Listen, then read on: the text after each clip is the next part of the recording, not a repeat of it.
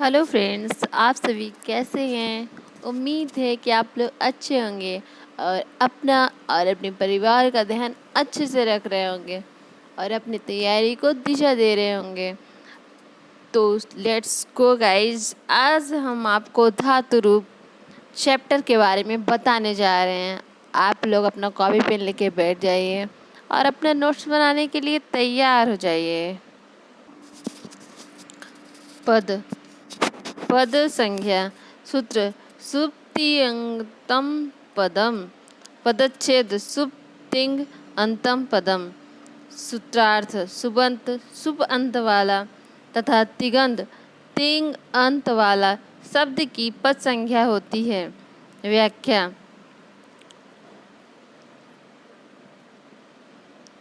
पहला, प्रतिपद को पदिकों में प्रथमा से सप्तमी तक सु और जस आदि विभक्तियां लगाकर जो रामः रामौ रामाः आदि शब्द बनते हैं वे शुबंत पद कहलाते हैं।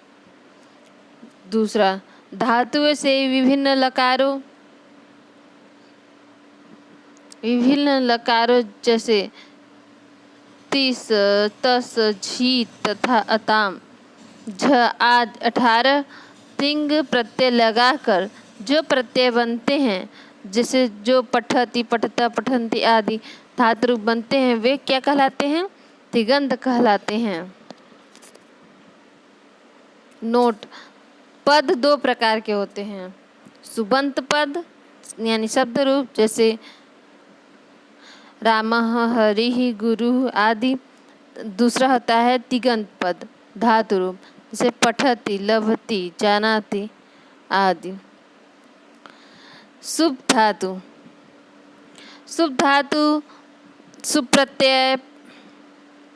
सुप्रत्यय प्रतिपादिक से जुड़कर पद बनते हैं। जैसे राम प्रतिपादिक से सु लगेगा तो रामः में रामः यह पद बनेगा।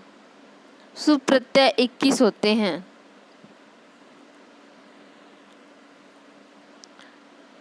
विभक्ति वचन, एक वचन, द्विवचन, बहुवचन।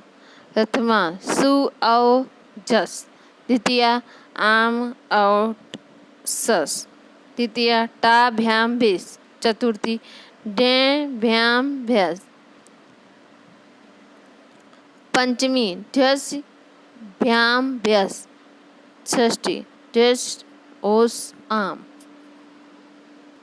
सप्तमी ढिंग ओस सुप। कर्ता कर्म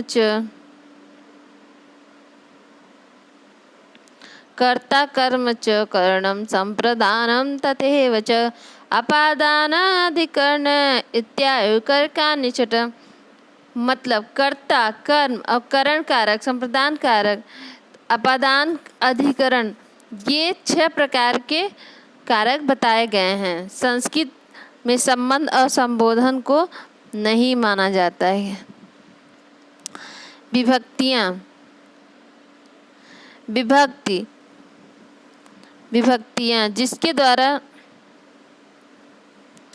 जिसके द्वारा कारकों को और संख्याओं को विभक्त किया जाता है उसे विभक्ति कहते हैं। इसलिए सुप और तिंग को विभक्ति कहते हैं। संस्कृत व्याकरण में विभक्तियां 7 होती हैं।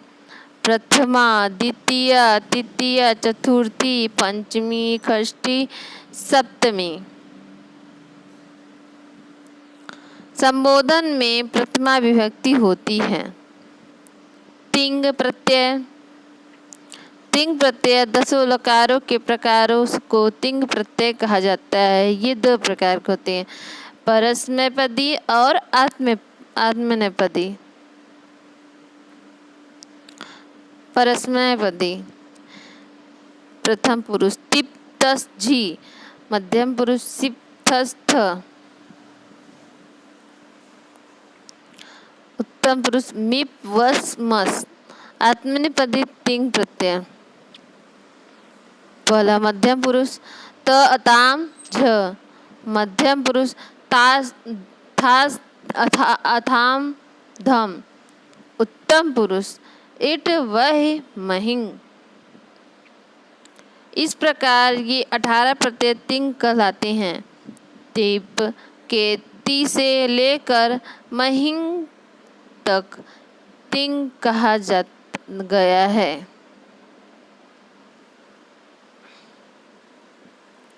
पुरुष संस्कृत में 3 पुरुष बताए गए हैं। पहला प्रथम पुरुष या अन्य पुरुष, उत्तम पुरुष के अहम आवाम वयम और मध्यम पुरुष के तम युवाम यूयम। इन 6 शब्दों को छोड़कर संस्कृत वाङ्मय के सभी कर्तृपद प्रथम पुरुष के अंतर्गत गिने जाते हैं। यथा यानी जैसे भवान भवति, बालकः बालकी बालिका, स सा, नरः वानरः, पिता पुत्र इत्यादि। और इन सभी पदों के साथ प्रथम पुरुष की क्रिया पठति, पठतः, पठन्ति आदि का ही प्रयोग होता है। दूसरा है मध्यम पुरुष। जिससे बात कही जाए वह मध्यम पुरुष है, जिसके अंतर्गत त्वम युवाम यूयम कर्तृपद आते हैं। इनके साथ मध्यम पुरुष की क्रिया क्रमशः पठसि, पठतः, पठत का प्रयोग होता है। तीसरा है उत्तम पुरुष।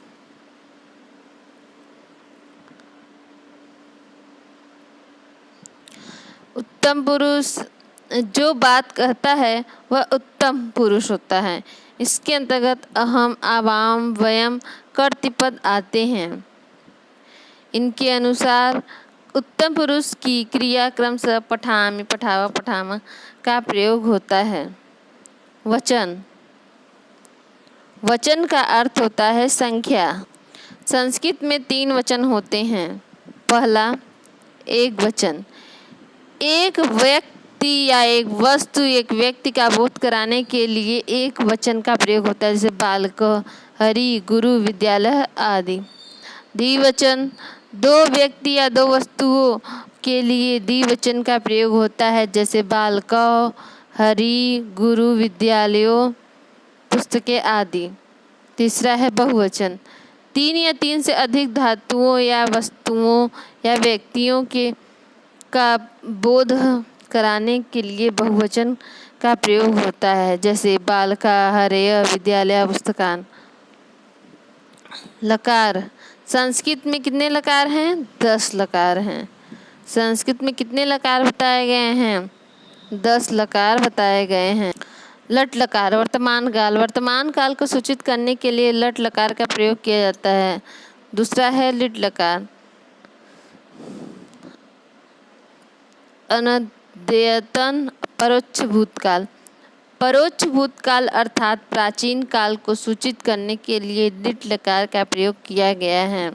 लुट लकार अनद्यतन भविष्यकाल। आज के पश्चात भविष्य काल को सूचित करने के लिए लुट लकार का प्रयोग होता है।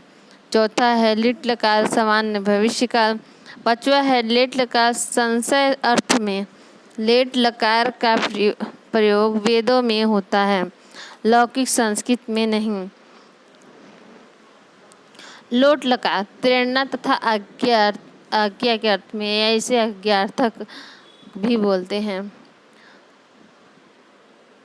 लंग लकार अन्यद्यतन भूतकाल। सबसे पहले के भूतकाल को सूचित करने के लिए लंग लकार का प्रयोग किया जाता है। लिंग लकार, इसके 2 भेद होते हैं। विधिलिंग, विधि, निमंत्रण, आमंत्रण, संप्रश्न, प्रार्थना चाहिए अर्थ में। दूसरा आशीर्लिंग, आशीर्वाद में। लुंग लकार सामान्य भूत यानी सामान्य भूतकाल को सूचित करने के लिए। 10वां है लिंग लकार हेतु, हेतु मध्य भावभूत, जहाँ एक क्रिया करण दूसरी क्रिया हो। धातु संज्ञा सूत्र भूवादयो धातवः। क्रियावाचक भू आदि की धातु संख्या होती है। ये सभी धातुएं पठनीय धातु पाठ में दी गई हैं। इनकी संख्या 1970 अर्थात लगभग 2000 है। धातुओं के 3 प्रकार से रूप चलते हैं, परस्मैपदी, दूसरा आत्मनेपदी, तीसरा उभयपदी। परस्मैपदी में जैसे पठ, पठति, पठन्ति।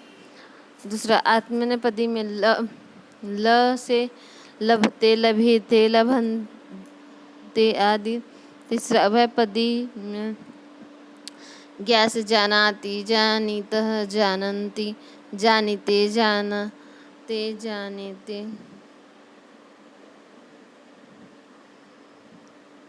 गण। धातुओं के विभाग। संस्कृत में 10 गण होते हैं। संस्कृत व्याकरण शास्त्र में लगभग 200 यानी 2000 धातुएं हैं। प्रत्येक धातु किसी न किसी गण में परिणित है।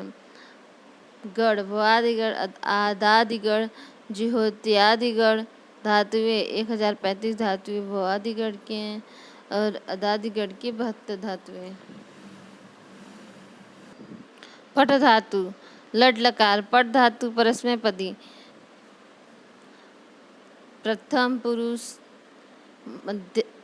मध्यम पुरुष, उत्तम पुरुष। एक वचन, द्विवचन, बहुवचन। पठति, पठत, पठन्ति। पठसि, पठथ, पठत।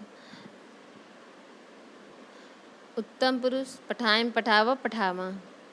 लंग लकार पठ धातु परस्मैपदी। क्या होगा? प्रथम पुरुष में अपठत, अपठताम, अपठन। मध्यम पुरुष में अपठः, अपठतम, अपठत।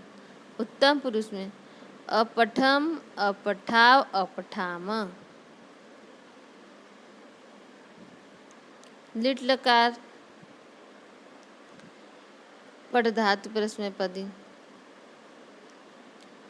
प्रथम पुरुष में पठिष्यति, पठिष्यतः, पठिष्यन्ति। मध्यम पुरुष में पठिष्यसि, पठिष्यतः, पठिष्यथ। उत्तम पुरुष में पठिष्यामि, पठिष्याव, पठिष्यामः।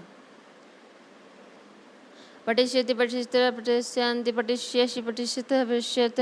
पठिष्यामि, पठिष्याव, पठिष्यामः।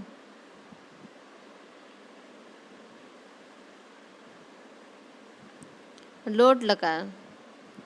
लोट लकार प्रथम पुरुष में पठतु, पठताम, पठन्तु। मध्यम पुरुष में पठ, पठतम, पठत।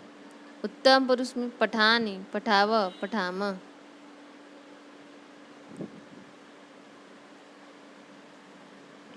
विधिलिंग चाहिए के अर्थ में इसका प्रयोग होता है। प्रथम पुरुष में पठेत, पठेताम, पठेयु।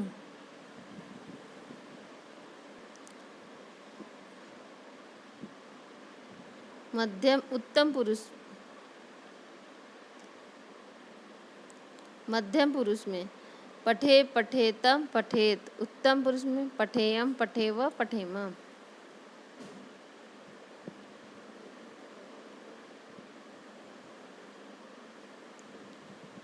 तो फ्रेंड्स, ये थे धातु रूप। आप मेरे चैनल को लाइक करिए, सब्सक्राइब करिए एंड शेयर करिए ताकि मुझे मोटिवेशन मिलता रहे। और आप लोग इस वीडियो को शेयर भी कर सकते हैं। Thanks for watching my video.